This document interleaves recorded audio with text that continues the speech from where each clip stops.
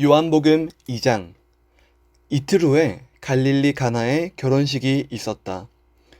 예수님의 어머니도 거기 계시고 예수님과 제자들도 초대를 받아갔다. 그런데 포도주가 떨어졌다. 그래서 예수님의 어머니가 예수님께 이 집에 포도주가 떨어졌구나 하자 예수님은 어머니, 나와 무슨 관계가 있다고 그러십니까? 아직 내 때가 되지 않았습니다. 하고 대답하셨다. 그러나 예수님의 어머니는 하인들에게 무엇이든지 그가 시키는 대로 하여라 하고 일러주었다. 거기에는 유대인의 정결의식에 사용되는 돌 항아리 6개가 놓여 있었는데 각각 물 2~3통 드는 크기였다. 예수님이 하인들에게 항아리마다 물을 가득 채워라 하시자 그들은 아구까지 물을 가득 채웠다. 그리고 예수님이 하인들에게 이제 떠다가 잔치 책임자에게 갖다 주어라 하시자 하인들은 그대로 하였다.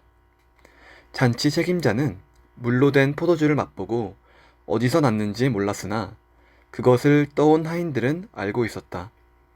잔치 책임자는 신랑을 불러 흔히 좋은 포도주를 먼저 내놓고 손님들이 취한 뒤에 그보다 못한 것을 내놓는데 당신은 지금까지 좋은 포도주를 남겨두었군요 하였다. 예수님이 갈릴리 가나에서 처음으로 이런 기적을 행하여 그의 영광을 나타내시자 제자들은 예수님을 믿게 되었다. 그 후 예수님은 어머니와 형제들과 제자들과 함께 가버니움으로 내려가 거기서 며칠 동안 머무셨다. 유대인의 유월절이 다가오자 예수님은 예루살렘으로 올라가셨다.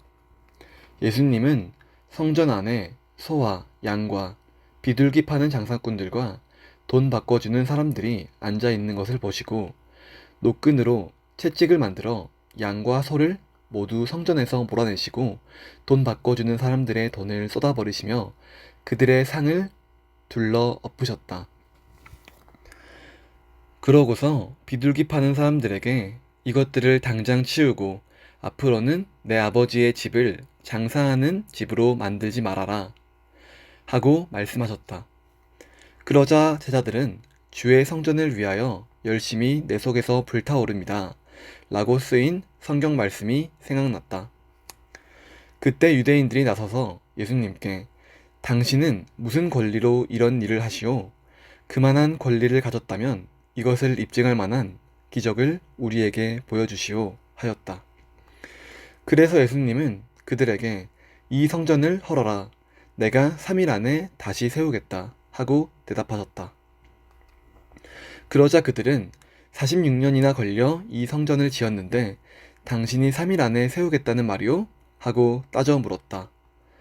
그러나 예수님이 말씀하신 성전은 자신의 몸을 가리키신 것이었다. 제자들은 예수님이 죽으셨다가 부활하신 후에야 이 말씀을 기억하고 성경과 예수님이 하신 말씀을 믿게 되었다. 예수님이 유월절 기간에 예루살렘에 계실 때 그분이 행하시는 기적을 보고 많은 사람들이 예수님을 믿었다. 그러나 예수님은 모든 사람을 알고 계셨기 때문에 자신을 그들에게 맡기지 않으셨으며 사람의 속뜻을 아셨기 때문에 어떤 사람에 대해서 누구의 설명을 들으실 필요도 없었다.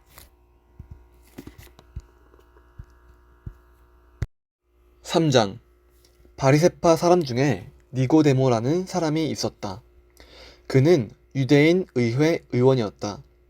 그가 어느 날 밤 예수님께 와서 선생님, 우리는 당신을 하나님께서 보내신 분이라고 알고 있습니다.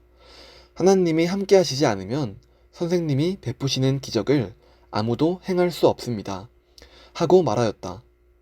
그래서 예수님은 니고데모에게 내가 분명히 너에게 말하지만 누구든지 다시 나지 않으면 하나님의 나라를 볼 수 없다. 하고 대답하셨다. 니고데모가 예수님께 사람이 늙으면 어떻게 다시 날 수 있겠습니까? 어머니 뱃속에 들어갔다가 다시 태어난다는 말씀입니까? 하고 묻자 예수님은 이렇게 대답하셨다. 내가 분명히 말해두지만 누구든지 물과 성령으로 다시 나지 않으면 하나님의 나라에 들어갈 수가 없다. 육체에서 난 것은 육체이고 성령으로 난 것은 영이다. 너는 다시 나야 한다는 내 말을 이상히 여기지 말아라. 바람은 불고 싶은 대로 분다. 너는 그 소리를 들어도 어디서 불어와서 어디로 가는지 모른다. 성령으로 난 사람도 다 이와 같다. 그때 니고데모가 어떻게 이런 일이 있을 수 있겠습니까? 하고 물었다. 그래서 예수님이 그에게 대답하셨다. 너는 이스라엘의 선생이면서 이런 것도 모르느냐? 내가 사실대로 말하지만 우리가 아는 것을 말하고 본 것을 증거해도 너희는 우리 증거를 받아들이지 않는다. 내가 세상 일을 말해도 너희가 믿지 않는데 하늘의 일을 말한다면 어떻게 믿겠느냐? 하늘에서 내려온 나 외에는 아무도 하늘에 올라간 사람이 없다. 모세가 광야에서 뱀을 쳐든 것 같이 나도 높이 들려야 한다. 이것은 나를 믿는 사람마다 영원한 생명을 얻도록 하기 위해서이다.